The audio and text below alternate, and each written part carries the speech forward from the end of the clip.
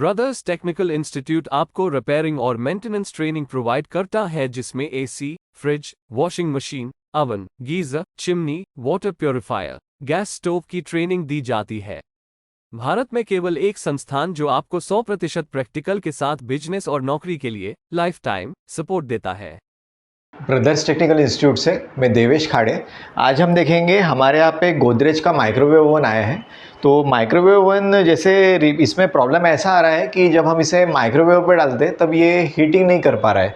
तो माइक्रोवेव पे डालने के बाद अगर हीटिंग नहीं कर पा रहा है तो जैसे इसमें एक तो ट्रांसफार्मर लगा होता है, उसके बाद में कैपेसिटर और डायोड होते हैं, उसके बाद में ही इसमें मैग्नेट्रॉन लगा हुआ होता है। तो हम ये चेक करेंगे कि हमारा ट्रांसफार्मर में तो प्रॉब्लम नहीं है, उसके बाद में देखेंगे कैपेसिटर डायोड में प्रॉब्लम नहीं है, उसके बाद हम देखेंगे इसका जो मैग्नेट्रॉन है ये प्रॉपर वर्क कर रहा है या नहीं कर रहा है। इसके पहले जैसे मैं आपको ओवन का एक ओवरलुक दे देता हूँ उसमें। तो जैसे ये गोदरेज का अगर ओवन है तो इसमें आप देख सकते हैं, तो इस ओवन में जैसे जो पार्ट्स लगे हुए हैं, पहले तो जैसे इसमें पावर सप्लाई आ रहा है, पावर सप्लाई आने के बाद में फिल्ट्रेशन पीसीबी में गया है, फिल्ट्रेशन पीसीबी से होते हुए मेन पीसीबी में पावर आ गया है। मेन पीसीबी में पावर आने के बाद में जैसे हमारा ग्रिल के लिए यहाँ पे ऊपर में एलिमेंट दिए गए हुए ग्रिल के इसमें, उसके बाद में जैसे अगर माइक्रोवेव होता है हमारा तो माइक्रोवेव के लिए जैसा ट्रांसफार्मर है, उसके बाद में फ्यूज़ है, उसके बाद में कैपेसिटर और डायोड है, और कैपेसिटर डायोड के बाद में मैग्नेट्रॉन में सप्लाई जाता है। उसके बाद में यहाँ पे कूलिंग फैन लगा हुआ है। अभी जैसे हम ये ओवन देख रहे हैं गोदरेज का, तो ये गोदरेज का ओवन का जो कंसेप्ट है, जो कंसेप्ट थोड़ा डिफरेंस है जो ट्रेडिशनल ओवन आते हैं माइक्रोवेव ओवन उससे, क्योंकि इसमें स्टीम बेस्ड भी एक ऑप्शन है। उसके बाद में इसमें जो टर्न टेबल होती है, जो टर्न प्लेट होती है नीचे की, वो मोटर ना होते हुए वहाँ पे सिरेमिक प्लेट दी गई है, फिक्स प्लेट है वो। अगर वहाँ आप कोई कंटेनर लग रखते हैं तो वो रोटेशनल बेस्ड प्लेट नहीं है, वो भी मैं आपको दिखा देता हूँ। और स्टीम जनरेशन के लिए जो इसमें सेगमेंट दिया गया है वो कहाँ पर दिया गया है ये भी मैं आपको एक बार इसमें दिखा देता हूँ।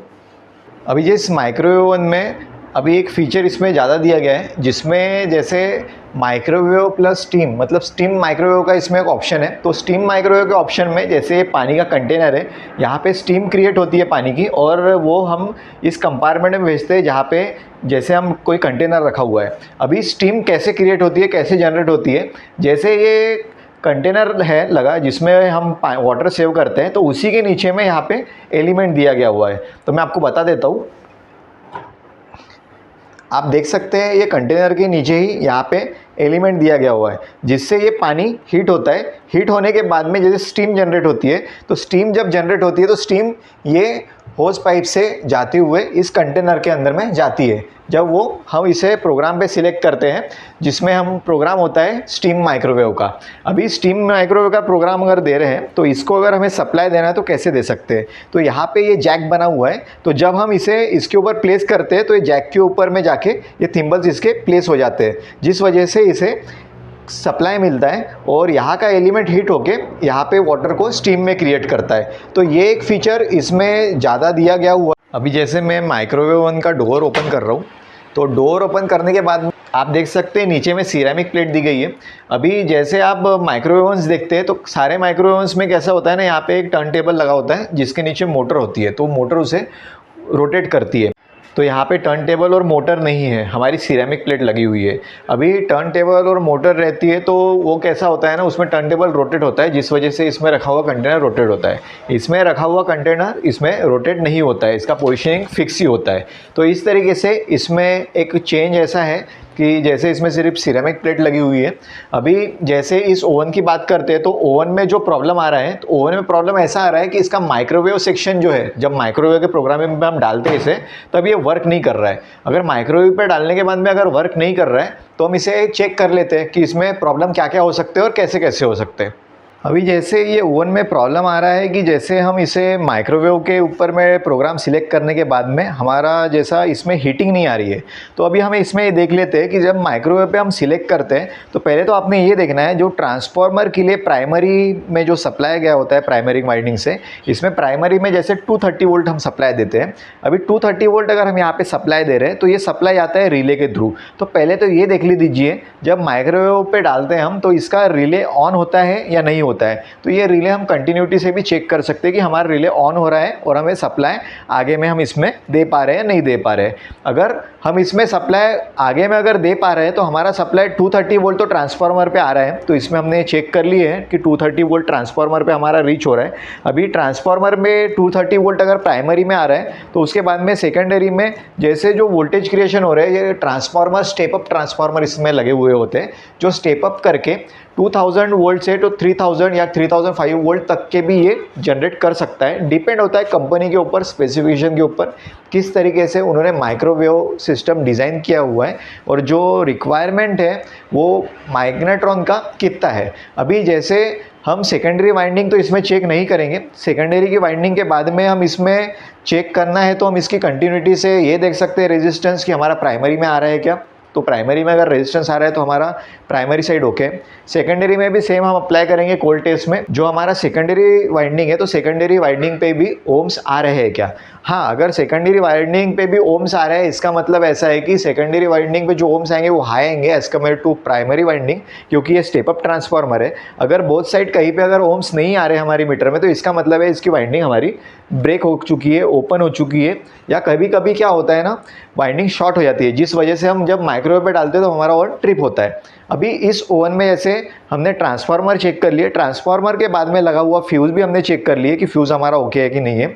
इसमें कैपेसिटर भी चेक कर लिया और डायोड भी चेक कर लिया हमने, जो हमारे प्रॉपर दिखा रहा है।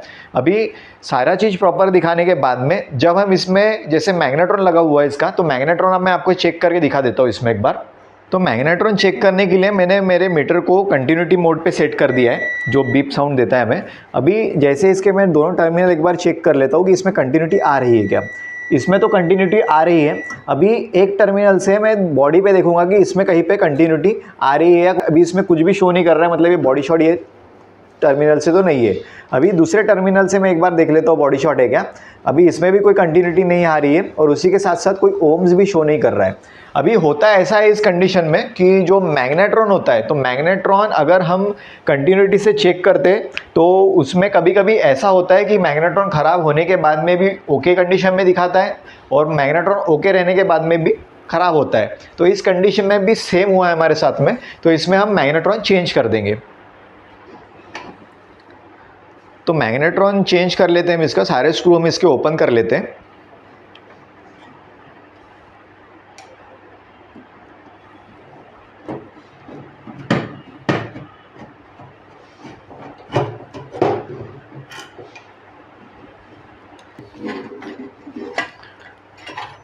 तो इस तरह हमने मैग्नेट्रॉन इसका निकाल लिया है। तो मैग्नेट्रॉन निकालने के बाद में हमें देखना है कि सेम तरीके का मैग्नेट्रॉन इसमें लगा के देखेंगे। तो जिस वजह से लगाने के बाद में इसे हम चेक करेंगे कि हमारा जो मैग्नेट्रॉन हमने चेंज किया है ये प्रॉपर, मतलब जो दिखाने के बाद में भी वर्क नहीं कर रहा है। तो इसका हम एक बार देख लेते हैं कि हम नया बैठाने के बाद में वर्किंग में होता है या नहीं होता है। तो इसमें हम अभी नया मैग्नेट्रॉन लगा देते हैं।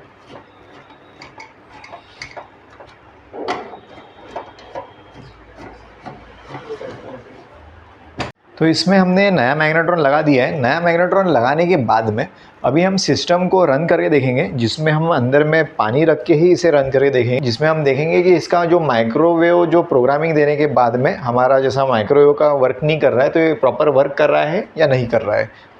अभी जैसे हमने इस माइक्रोवेव का आपको बताया कि इसे वर्किंग कैसा है और बाकी जो ट्रेडिशनल माइक्रोवेव आते हैं उसमें और ये गोदरेज के माइक्रोवेव में डिफरेंस क्या है। उसके बाद में जैसे अभी इसमें हमने मैग्नेट्रॉन चेंज कर दिया है, तो मैग्नेट्रॉन चेंज करने के बाद में जैसे इसे हम स्टार्ट करके देखेंगे कि हमारा जो पानी है वो गर्म हो रहेगा, क्योंकि होता है ऐसा है मैग्नेट्रॉन तो हमने चेंज कर दिया, हमें टेस्टिंग करना काफ़ी ज़रूरी होता है। अभी टेस्टिंग के लिए मैं इसमें पानी रख देता हूँ और इसे माइक्रोवेव पे मैं सेट कर दूंगा। तो इसे मैं माइक्रोवेव पे डाल देता हूँ। पहले तो माइक्रोवेव पे सेट करने के बाद में जैसे मैं इसका टाइम सेट कर दूँ, अभी जैसे माइक्रोवेव इसमें स्टार्ट है, तो माइक्रोवेव जब स्टार्ट रहता है तो आपको एक और चीज़ इसमें ध्यान में देनी है। जैसे कूलिंग फ़ैन जो लगा हुआ होता है, काफ़ी समय ऐसा होता है कि कूलिंग फ़ैन ही हमारा बंद होता है, उस वजह से भी माइक्रोवेव ओवरहीट होकर टेम्परेचर ओवरहीट होने की वजह से हमारा माइक्रोवेव ट्रिप हो जाता है या बंद हो जाता है पूरी तरह से। तो ये भी इसमें एक प्रॉब्लम हो सकता है। अभी जैसे हमारा माइक्रोवेव अभी इसमें वर्क कर रहा है, तो अभी हम इसमें माइक्रोवेव वर्क करने के बाद में इसे हम ये भी चेक कर लेंगे कि हमारा पानी इसमें हीटअप हुआ है या नहीं हुआ है। तो जैसे आप इसमें देख सक रहे हैं, जैसे माइक्रोवेव इसमें स्टार्ट है, माइक्रोवेव स्टार्ट होने के बाद में इसमें जैसे सिरेमिक प्लेट लगी हुई है, इसमें कंटेनर जैसे राउंड रोटेट नहीं हो रहा था सिरेमिक प्लेट होने की वजह से।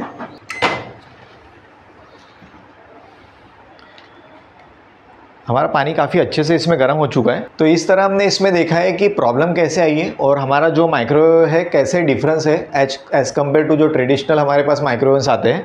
तो इसमें हमने माइक्रोवेव ओवन में जैसे वर्क नहीं करने की वजह से इसमें हमने मैग्नेट्रॉन चेंज की है। धन्यवाद। ब्रदर्स टेक्निकल इंस्टीट्यूट आपको रिपेयरिंग और मेंटेनेंस ट्रेनिंग प्रोवाइड करता है जिसमें AC, fridge, washing machine, oven, geyser, chimney, water purifier, gas stove की ट्रेनिंग दी जाती है। भारत में केवल एक संस्थान जो आपको 100% प्रैक्टिकल के साथ बिजनेस और नौकरी के लिए लाइफ टाइम सपोर्ट देता है।